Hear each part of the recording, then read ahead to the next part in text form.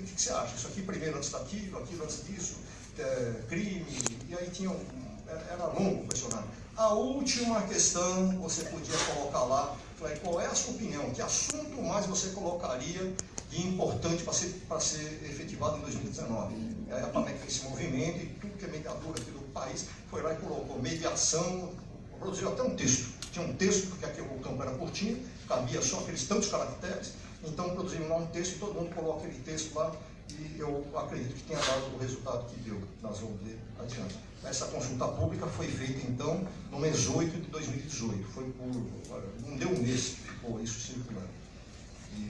E aí tinha a data já de fechamento. Em novembro, finalzinho de novembro, uma semana, teve a 40ª sessão, né, do CNJ, e o item 6 tratava justamente daquela última questão daquela consulta pública, que eles estavam pegando aquele ato normativo, no item 6, e ele foi reproduzido lá, e aí entrou em votação efetivamente. Foi aí que deram vistas naquilo que estava já desde 2006 adormecido, 2 anos adormecido, né? E aí foi aprovado por unanimidade nessa 40ª sessão. O CNJ aprovou por unanimidade. Tem lá uma relatora e foi uma sessão virtual. Logo em seguida, né, você vê aqui finalzinho de novembro, começo de dezembro, teve o Encontro Nacional de Justiça em Foz do Iguaçu, é a reunião de todos os presidentes de tribunais do Brasil, estavam todos eles lá presentes, e isso é importante, né, porque não foi, apesar de ter sido aprovado, não foi divulgado. A resolução não foi publicada. E só depois desse encontro nacional, porque eu imagino que os tribunais tinham que ter o seu aval, se podiam suportar ou não aquelas obrigações, porque você vai ver que é complicado, não é simples assim. Nós tínhamos já ouvido do Ferreira Alves, né, uma reunião que ele já está lá afinado, preparado, pronto, com toda a parte sistêmica para atender a remuneração dos mediadores, né? Nós não sabíamos exatamente o que era, a gente não conseguia ver aquele ato normativo, mas ele já tinha firmado isso anteriormente. E aí veio no dia 11, alguns dias depois, você vê, ó, do dia 3, 4, né, teve o encontro, e no dia 11 foi publicada a resolução do CNJ 271.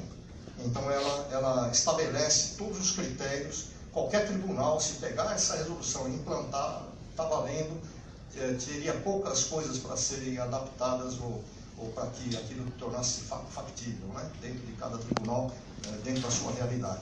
E entrou em vigor na data da publicação, que foi esse dia 11/12, ao fechar as luzes de 2018. E aí, 3 meses depois, né, você vê, 21, que dia é hoje? 27? Tem menos de uma semana atrás, foi publicada a resolução 809 aqui pelo nosso Tribunal TJ. Essa é a linha do tempo. Aqui eu vou, para preservar o tempo, né? Não vou passar agora aqui a discutir os itens, eu vou só para aquelas partes. Aqui nós vamos ver o CPC, o que a resolução atende, ele atende a lei da mediação nesses quesitos. Aqui nós já começamos a falar as considerações todas da 809, essa é a tabela então publicada. O que essa tabela tem de errado? Eu vejo 2 coisas erradas. Primeiro, que ela foi feita em 2016. É exatamente essa. Então, ela teve 2 anos depois, sem os reajustes nenhum, ela foi. Então, o mediador já saiu de cara, perdendo aí os reajustes de 2 anos, né? A inflação, quem precisar fazer conta vai ver que o número não seria bem esse. E isso foi em 2018. E aí, a 809 publica isso em 2019, outra vez, sem fazer mais um ano, né? Sem os devidos reajustes. Mas aqui ele leva em consideração, então, o valor da causa, né? Está em R$1.000, né, a primeira coluna lá. Então, dependendo do valor da causa, tem 3 tipos de mediadores, tem mais, mas aí os remunerados são 3 tipos, que é o chamado básico, aquele cara que acabou de terminar o curso dele e já está lá atuando dentro do Sejusc, do fórum, seja onde for. Tem um intermediário e o avançado. Quem é que diz quem é intermediário, básico ou avançado? É você. Você vai lá e se cadastra, você diz, eu sou intermediário, ou diz, eu sou básico, eu sou avançado. Aí você vai ver que o tribunal não vai concordar com isso, e você vai ver que o juiz vai dar um piteco. Apesar de você colocar lá, dependendo das circunstâncias, o juiz vai determinar quanto que você vai receber judicialmente. É curioso. Mas isso foi uma adaptação do nosso tribunal. A 271 não fala nada disso. Você diz quanto que é, e eu entendo que seria muito interessante, porque a lei de mercado é que eu ia dizer. Falei, pô, esse cara aqui avançado, pô, deixa eu pegar o outro. Eu prefiro o voluntário. Aí imagino que todo mundo vai preferir o voluntário, só que a fila do voluntário vai ser para 2020, né? Então a regulação do mercado ia propiciar esse ajuste. Mas aqui o tribunal achou diferente, né? Nós vamos ver isso já. Então, tudo o que a 809 fala, eu deixei em vermelho lá, é para o mediador, né? Esses são os níveis, então tem o voluntário persiste, quem quiser continuar sendo voluntário, né? Você continua, depois tem o básico, o intermediário avançado, e tem o extraordinário, que esse daí ele tem a liberdade de negociar com as partes a remuneração dele, né? Então ele não precisa ser.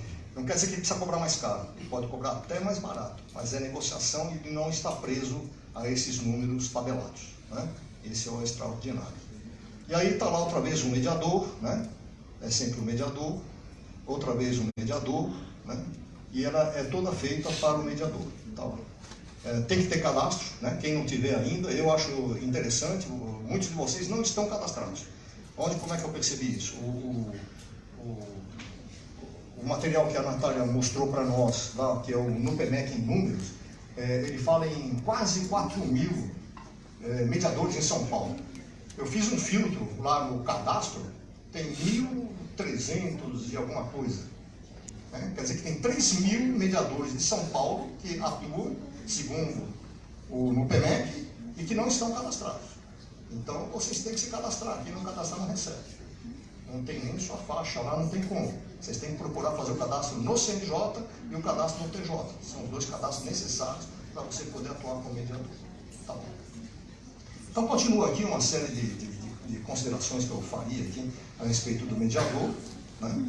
E aqui entra o conciliador, finalmente, né? Lá no fim da resolução, ele começa a falar do mediador. E diz que podendo o juiz reduzir o valor da remuneração desde que haja expressa concordância do conciliador, né? Eu não imagino como é que vai se dar isso. Eu acho que não vai ser por ação, né? Eu imagino que o juiz vai pregar na parede lá e falar, olha, aqui funciona assim. E o mediador, na hora que for mediar para aquela câmara ou para aquele sejusque lá, ele vai assinar a concordância e pronto. Imagino que seja algo assim. Não está escrito ainda, mas a gente vai conhecer em breve. Tem uma semana, isso está bem fresquinho ainda, né?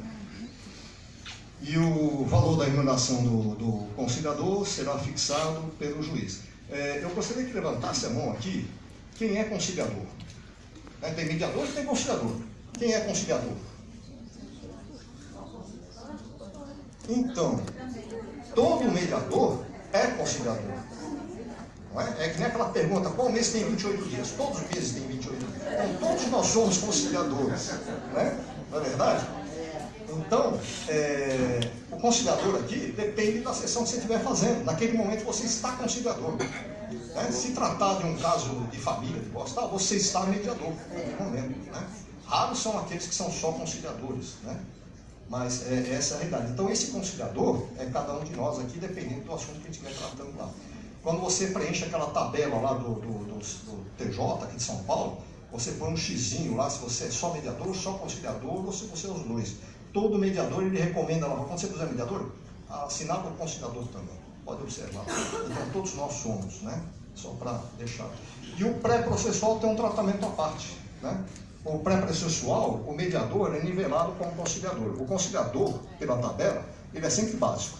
Ele recebe pela primeira coluna, o mais barato, que é o básico. Mas quando o processo é pré-processual, mesmo que em caso de mediação, ele vai receber pelo básico. Isso aqui em São Paulo. Né? Não é para os demais estados, cada estado vai estabelecer como é que ele vai fazer isso. E o juiz também, quando for pré-processual, o juiz decide tudo. Né? Quando paga, como paga, para quem paga, onde deposita, se é depósito judiciário, se ele põe na conta do conciliador, então é o juiz que determina. Então não tem isso de negociação. Lá na 271 do CNJ, ele diz que o mediador tem que se transformar, como a Natália, tem que ser um vendedor. Na primeira sessão você tem que vender teu peixe. Né? Você vai continuar tendo que vender teu peixe quanto à necessidade da mediação. Mas o valor já vai estar estabelecido se for pré-processual. Né? Não tem mais discussão. Então, pré-processual, conciliador e mediador estão nivelados pelo básico. Essa questão. Então aqui fala mais algumas coisas sobre a resposta. Aqui tem a tabela de... eu peguei aquela tabela lá do tribunal e coloquei aqui em termos de valores e de como tem que ser pago, né? Tem uma série de considerações aqui, que agora nós vamos ter tempo de ver isso. Eu só gostaria de rapidamente aqui, ó, mostrar que aqui aqueles níveis, né, que é o voluntário, básico e tal, o mediador, ele pode ser qualquer um daqueles, de voluntário até o extraordinário. O conciliador tem que ser um dos dois primeiros, ele tem que ser voluntário ou básico, né? Essa é a faixa de remuneração. E se for processo pré-processual, o mediador também fica naqueles dois primeiros lá. É basicamente isso que eu queria só mostrar aqui rapidamente. Então tem todo um fluxograma aqui, que eu traduzi aqui com um gráficozinho. Engenheiro adora isso, né? Gosta de gráfico. Então eu não consigo falar sem rabiscar alguma coisa assim. Então tem lá o início do processo, aí alguém vai ter que carimbar lá se é mediação ou conciliação. Hoje, eu não sei, tem alguns serviços que fazem isso, outros não, mas alguém vai ter que carimbar, porque se for conciliação ele vai seguir um fluxo diferente, e se for mediação, o M de baixa mediação, alguém vai ter que carimbar a complexidade, porque tem outras questões aí que a complexidade vai ser, tem que ser vista. Depois tem que ser verificado se é gratuito ou não. Se for gratuito, tem que seguir um fluxo diferente, vai ter que ser designado para um voluntário. E se não for gratuito, as partes vão escolher lá o mediador, o conciliador, câmara, né? Ele vai ter que escolher quem vai tratar da causa dele. As partes, em comum acordo, tem que chegar a esse consenso, né? E visto isso, dependendo do patamar, se for extraordinário é a negociação, né? Não envolve o resto. Se for voluntário, volta para aquele 2 lá, que vai ser tratado, né, como gratuito. Você pode escolher, não quer dizer que as partes têm que escolher alguém remunerado, ele pode escolher um voluntário lá da lista, se houver. E os outros 3 aqui vai ter a primeira sessão, então. A primeira sessão não pode ser cobrada. Nessa primeira sessão é onde você vai ouvir o que as partes têm, você vai fazer a tua sessão de abertura, né? Você vai falar sobre a informalidade, o sigilo e todas essas questões, e vai ter que vender o teu peixe. Por que que o cara vai resolver aqui na mediação e não vai para o judiciário, para a arbitragem? Me perdoe você, mas ele vai ter que convencer por que que não vai para a arbitragem e tudo mais, e vai fazer a mediação. Então é aí que você vai vender o seu peixe. A primeira sessão então acontece, você apresentou o seu orçamento, e aí se não houve a primeira sessão, acabou, né? O pessoal não compareceu na primeira, terminou lá. Se houve o orçamento, né, aí eles teriam que fazer um depósito antes da segunda sessão, então é a concordância das partes, então eles vão fazer o depósito. Se não houve depósito, terminou. Se houve o depósito, então ele vai para a segunda sessão. O fato de ele ter feito depósito e ter marcado a segunda sessão, ela pode não ocorrer, né? O mediador pode ter morrido, né? Uma das partes não compareceu, né? Sei lá, teve uma hecatombe nuclear. Então, pode não, se não aconteceu, devolve e não é nada devido ao mediador, né? Se houve a segunda sessão, então o pessoal teria que fazer o segundo depósito já, que é para pagar o resto das sessões, né? Já fica estabelecido dentro do teu orçamento. Você fala, isso aqui vai ter 10 horas de duração. Então, ele pagou, deu a entrada lá para ele fazer a primeira sessão, e aí houve a segunda sessão, ele paga o restante, e aí você desenvolve toda a tua sessão. Num dado momento, deixa eu seguir aqui, né? Não foi? Então, se houve o depósito ou não, se não depositou é fim, se depositou, você vai desenvolvendo as sessões e num dado momento pode estourar as horas. Se estourar as horas, você faz um novo orçamento, aí espera o depósito, fica nesse ciclo até que aconteça. E aí, se terminou, o termo é assinado. Se o termo é assinado, se apresenta o relatório, a avaliação, você é avaliado, né? E o registro, as partes vão fazer uma avaliação, né? E aí o fim. E se não houve, restitui o excedente, né? Quer dizer, o termo, se a mediação terminar sem termo assinado, você vai cobrar pelas horas efetivamente aplicadas. Se o termo foi assinado, o teu orçamento está valendo independentemente das horas terem sido cumpridas ou não, né?